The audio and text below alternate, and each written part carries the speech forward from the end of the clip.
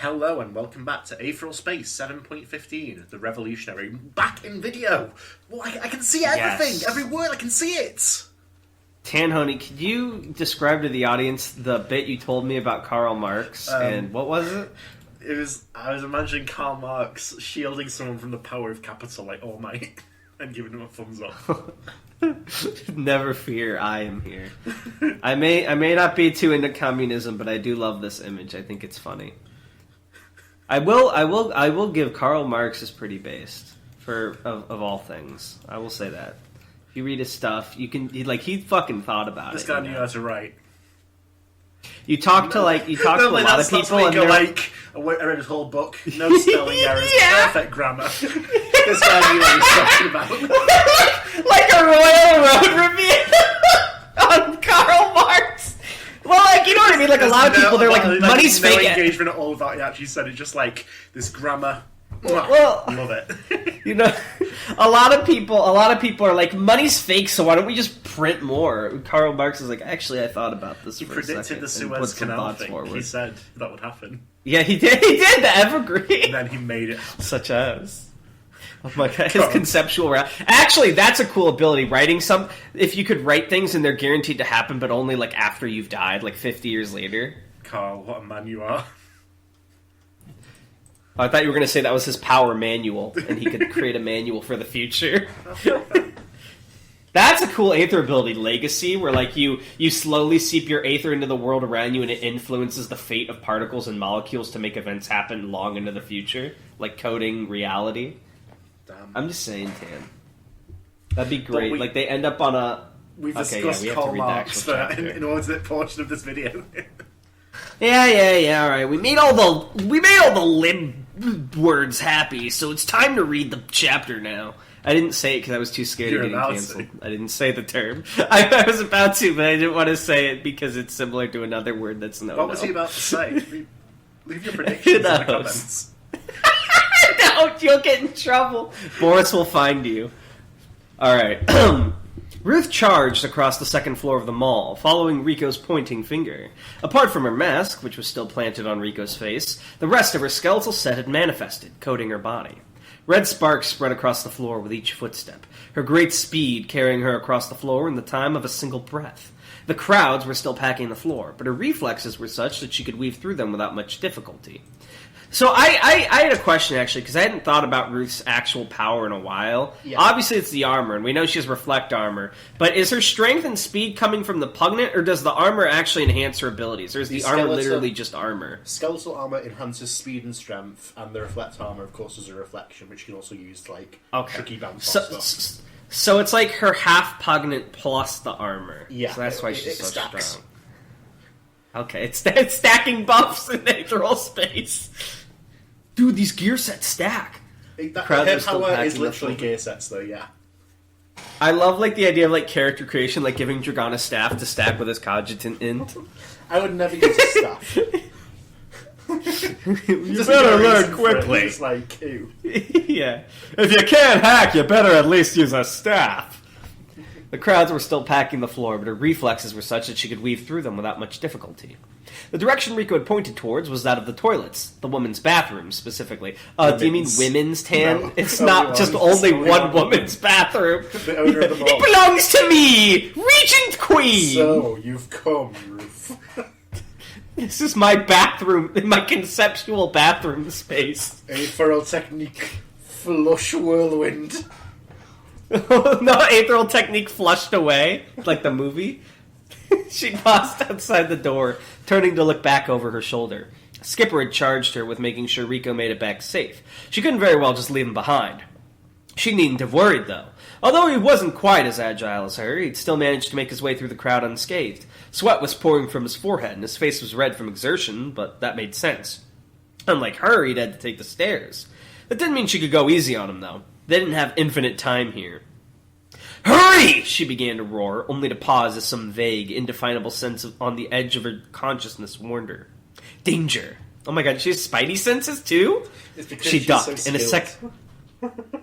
I see, it's her fighting instinct. Exactly. She ducked, and a second later, something like a black tendril cactus erupted through the wall behind her, its lightning-fast swipe obliterating the space her skull had just occupied. Oh my god, like Zahand?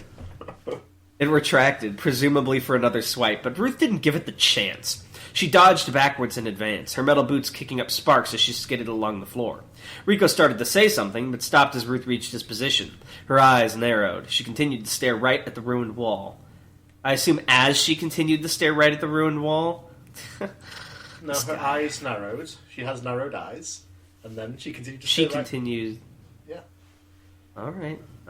Well, when you get a 4.5 on your grammar score on Royal Road... There's not going to be a problem. Like Mark's You're doing my homework for me, loser. In this situation, she couldn't afford a careless moment. The crowd had parted around them, the sudden noise and destruction causing some to stop and look, others to quicken their pace. Serena wouldn't have attacked like that, and if she had, the attack would have been simpler.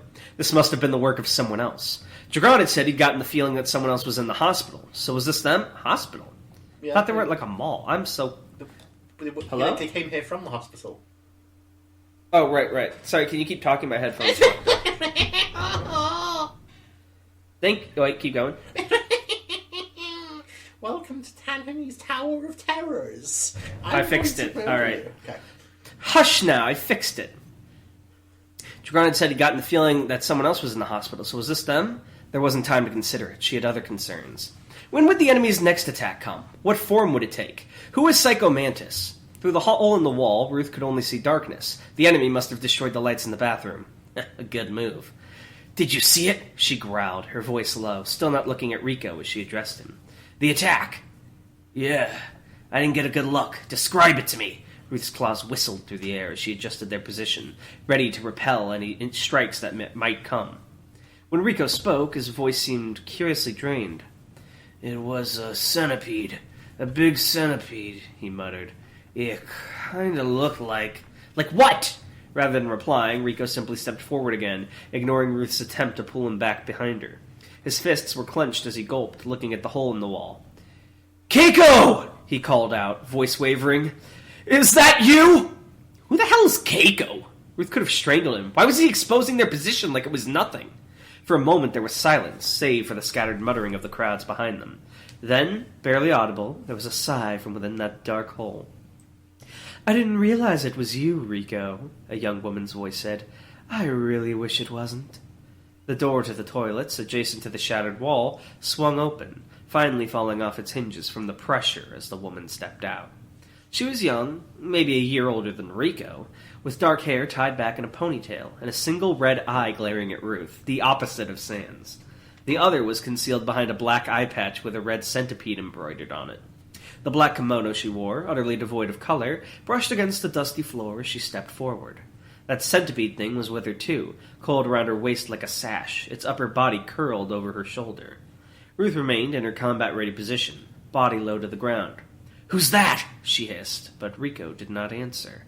He continued to address the other woman. What's going on, Keiko? He asked. You're supposed to be looking after your dad. When I asked you if you were coming, that's what you told me. This person, Keiko, apparently. His accent changed over the course of that sentence. That was incredible. Keiko, apparently, ignored the question. How did you know it was me? She asked, looking away.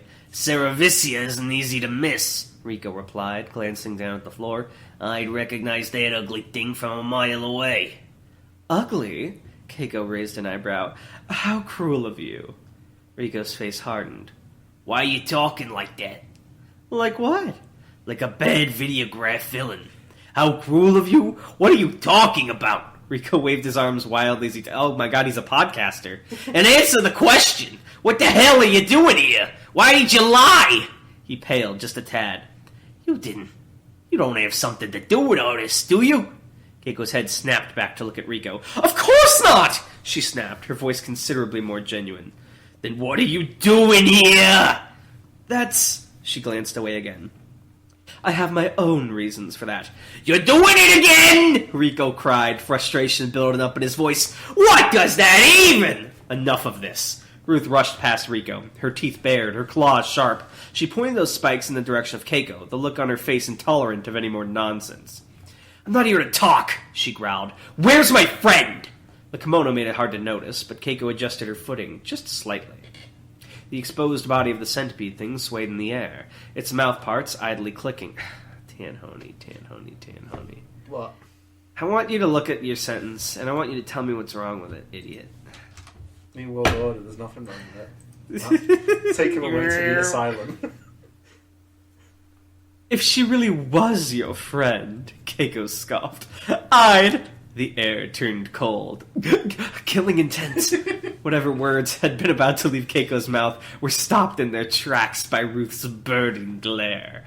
If looks could kill, Keiko would have been reduced to a blast shadow by those eyes. Blast shadow? What's that? It's a blast shadow. Oh my god, Ruth's pulling a Tanhony. Hey? Ruth said, her voice the very edge of a knife. Word of advice! I'd think about the next thing you say very carefully. Not everything looks good on a gravestone. Oh. When Keiko opened her mouth again, it was much more carefully. I'm right. I don't know. No, something's wrong here. No, I'm right. When she opened her mouth again, she did it much more carefully. I would just say I would say she did so much more carefully. No. It sounds better than it was much more carefully. No, it doesn't. When Keiko opened her mouth again, she did so much more carefully, rather than when Keiko opened her mouth again, it was much more carefully. I'm being bullied on my own fucking story, yeah. Can't believe this. I'm just fucking trying to help you out here. Look, it still doesn't. There you go. If she's your friend, she said slowly, I don't understand why you won't let her do what she wants to do. What? Ruth continued to glare. Charge right into danger and get herself killed? Nobody suggested that. What then? And why do you even care? Keiko shifted her footing again. The person she wants to kill is the person I want to kill. Our interests are aligned. That's all. Rico tried to push past Ruth again, but her firm and immovable arm acted as a barrier to keep him in place. A warning spark of red aether coiled down her hair. Keiko, Rico said insistently, do you mean the person who... Keiko's glare wasn't nearly as intense as Ruth's, but it sufficed to firmly shut Rico's mouth. We needn't talk about that now, the young woman said tersely. Both of you should just... To hell with it, muttered Ruth, heavy lids falling over her eyes as she readied herself. I don't really care why you're doing this, you know. All I need to know is that you're messing with my friend. You can stop, or I can make you stop. Now, where is she? Keiko didn't reply, simply continuing to stare Ruth down. The centipede rising over her shoulder hissed, green venom dripping onto the tiled floor below. Some kind of poison? I think you mean venom, idiot. Ruth Venom and poison You think are different. Ruth really fucking knows that? Okay, but I'll kill you. It's not Ruth's perspective, it's third person. It's Ruth's third person perspective. That's why we're getting Okay, how about I eviscerate your heart and I cut it into little pieces? Oh, yeah, I won't. You wouldn't be able to do that while I'm down there. You'd have to put some kind of venom in my drink. A cold weight settled over Ruth's heart. There was no way Serena would just sit still with all this going on outside. And why had these two been hiding in the toilets of all places? The sewers, Ruth growled, baring her claws. You had another escape route, didn't you? I'd ask you not to follow us, Keiko said simply, but I doubt you'd listen. Thus, I'll make it mandatory. The tiles cracked beneath her feet. Before so much as another word could leave Ruth's lips, the conflict had begun. Popcorn, I'm tired. Okay.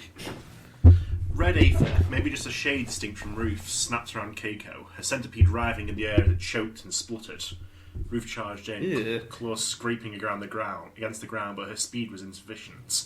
Before she could so much as reach the enemy, the centipede reared up, belching forth a miasma of vivid red gas. Ruth didn't have to be told what poison looks like, did she, Darnell?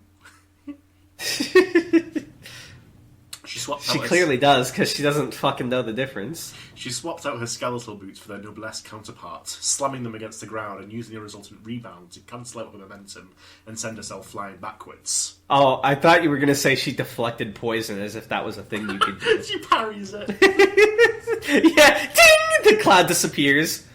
Fucking Keiko does the what's it called frame where she can get stabbed. There's stars appear over her head and she's swaying. Yeah! She landed next to Rico, who still hadn't moved a muscle. Ruth wasn't 100% sure of how gas worked, but she expected the poison payload to rise up into the air, giving her an opportunity to slip through.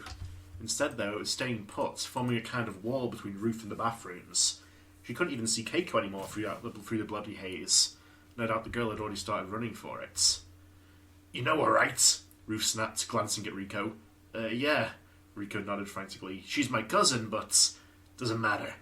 Ruth jerked her head towards the wall of smoke. What's this stuff? If I breathe it in, how bad is it? Can it get in through my skin? I don't know. Ruth growled. I thought you said you knew her. No, seriously, Rico hurriedly explained. That thing, that centipede she has, it's called Cerevisia. It makes poisons to kind of add itself. Any kind of poison Keiko wants, hallucinogens, whatever, but they're always unique. There's no way of telling how this one works until it's actually got you. Shit. Ruth clicked her tongue. Was there a way to bypass this? If she went back upstairs, could she get into the bathroom by smashing through the floor? Could she afford to waste that time? An idea came to her, maybe stupid, but there's only one way to find that out. Your ability, she said. You said it lets you make bacteria do stuff, is that right? Rico paled fractionally. That's right. Tiny Garden is called. That bacteria stuff is in the air too, right? 1 million IQ Ruth. I don't think it is, Ruth. That's not how bacteria works. Dan. God, you mess with it to have it clean up that poison? It's not in the air. I have a theory that Tan uses Ruth as a way to say things he's not sure about, so if they're wrong, he can be like, oh, well, Ruth's just fucking stupid, and then hurriedly change it the next time the perspective shifts. He shook his head. I need to touch something to mess with the bacteria on it. I don't have the kind of power to do it from range. So he could do it if he had more power then. Well, it seemed they hadn't run out of luck after all. Don't panic, Ruth said brusquely, turning around to face him. Huh? Revolutionaire set, she whispered. My god, new power reveal. Well, this has been hinted before, but we've forgotten because it's been like 5 weeks ago. Oh. As Ruth moved, her, Did you forget to say Aether? Actually, Darnell, the air you breathe is loaded with microbes and bacteria, so you're wrong. Ruth's right. Hold on, I'm looking that up. Is there bacteria in the air? This is important. You're right. No way. What do you mean, no way? Well, bacteria needs to, like, live on shit and get nutrients. I guess it can float in the air because it's, like, moved by wind and shit, but it doesn't, like, live in the air. Well, it's there anyway, which is what matters. As Ruth moved, her aether concentrated around her like a shell, washing over her skeletal set and utterly replacing it. An ocean blue tricorn appeared over her head, and a snow-white scarf wrapped around her chin. The bronze breastplate that manifested around her torso was engraved with complex geometrical patterns, curves and circles that made one think of a solar system gone wild. A similar section of armour appeared like Jupiter stripping on camera. Oh, I'll take off another ring. Similar sections of armour appeared on her elbows and knees, covering the extravagant white fabric below. The cape that billowed from her shoulders, however, was what really drew the eye. This is absolutely the fucking Arc 5 armor she designed. It was clear and coloured at the same time, like someone had taken a stained glass window and converted it to fabric, the luminescent sheets waving in a non-existent wind. As Ruth raised her arms in Rico's direction, an antique musket appeared in her grip, the barrel stretching on until it almost became absurd, nearly 2 metres all by itself. Red aether crackled down its length. It was pointed right at Rico's face. Ruth's finger curled around the trigger. You're gonna say some stupid shit like it's a buffing weapon that fucking shoots aether to give them a power boost. His eyes were wide as saucers. Wait! He shouted. She did not wait. She fired. Popcorn! What if she actually just killed him? That'd be really funny. In this moment, wait a minute. Why am I? You read one page. It was a really big you dick. Though, and I had to look up stuff about no, it wasn't. It was really hard and really clumsy. I'm such a klutz. I'll show you hard when I fucking beat you over the head. In this moment, to look at Dragon Hadrian was to look at a man flickering in and out of existence. For one moment he'd be in one spot, and the next he'd have crossed half the room. Each time the whip blade lashing around like a hurricane came close to touching Dragon, he would vanish again. It was like trying to swat a particularly annoying fly. That didn't mean Dragon could relax, however. Nausea welled up in his throat at the sensation of repeatedly using Gemini World. Why doesn't he just use it once and stay there? Because he can't stay there forever. His limbs were beginning to shake. Static crawled in on the edges of his vision. I just realized, can he do the fucking... Like, he jumps off a building and right before he lands, he Gemini Worlds for a second, and then on Gemini Worlds? He has done this, in fact. Yeah, okay, based. This fight had been... His limbs were beginning to shake. Static crawled in on the edges of his vision. This fight had been going on for about 1 minute, and he was already reaching his physical limits. He couldn't exactly stop, though. With the speed the wagon was moving, he wasn't confident... Did this fight start last chapter? Yes, it did. With the speed the weapon was moving, he wasn't confident in his ability to dodge it, and from the look of what had happened to Skipper, it had some kind of ability to interfere with Aether. He wasn't sure how much exposure it took to take effect, either. Was he safe even blocking it? Besides, as he blipped back into existence, Dragon got a glimpse of Skipper, on the far end of the station, firing a heavy plasma pistol towards Eli Macedora. Hang on. You forgot something. No, I don't do that every time. You don't? It's not like Perfect Palace, no. Palisadian Prince? Damn. Each burning shot from the gun was intercepted by the thrashing whip sword, but that didn't mean they were useless. If not for that covering fire, Dragon would have been cut down long ago. This didn't make sense, though. What was Eli Macedora, King of Killers, doing here? And why was he coming after them? Dragon understood there was such a thing as coincidence, but he didn't buy that the most highly decorated bounty hunter in the Supremacy just happened to be around when this hunter game mess started. What about the Fifth Dead? How many highest... Oh, okay. So they're like they're the two sides of the same coin. He is the darkness, I am the light. Oh my god. They're both the darkness. He had to have been given advanced notice. Did that mean he was directly in contact with the organizers? Plus, even if he was here for the Hunter game, Dragon and Skipper constituted the lowest level of targets. Dragon would have expected someone with Eli Macedora, King of Killers, skills to go straight for the elephants themselves. So why was he going after them instead? Thrush! As he reappeared for a second, narrowly avoiding a swipe of the blade that would have taken his head off, Dragon caught a glimpse of the man at the center of this tornado. A wild grin covered Macedora's face as he whipped the sword back and forth, air pressure broiling from the sheer speed of the strikes. It was hard to believe, but this man, with nothing but a flexible weapon and skill, was utterly dominating this space. The expression on his face and the ferocity of his attacks confirmed Dragon's suspicions. There was a personal element to this. Somehow, Dragon and Skipper had offended this man's sensibilities. What did he do? He was like, I hate cogitants that can't hack. Do what I expect. It was easy to guess how. With the few words he'd spoken, Macedora had called the two of them out as Aether users. Plus, he hadn't used so much as a spark of Aether since this whole thing started. Dragon couldn't imagine someone in Macedora's line of work would willingly deny himself an avenue of power, so the conclusion was obvious. Eli Macedora was incapable of using Aether. Actually, no. I have a better theory. What? I believe Eli Macedora lost someone he cared about to Aether Burn or Aether Awakening, and that's why he hates Aether. I'm locking that in as my plot theory. Sorry, Tanhony. This could not be true at all, of course, but I'm locking it in. Dragon had heard about such cases when he'd first looked into this power, after all. The theory went that people unlocked their Aether by finding their Aether core, an emotion or state of mind that worked best to tap into the power. For some unlucky people, however, that Aether core was simply something they were simply unable to reach. An irredeemable sadist with a core of sympathy for his victims, or a lifelong optimist with a core of bitter cynicism. What about, like,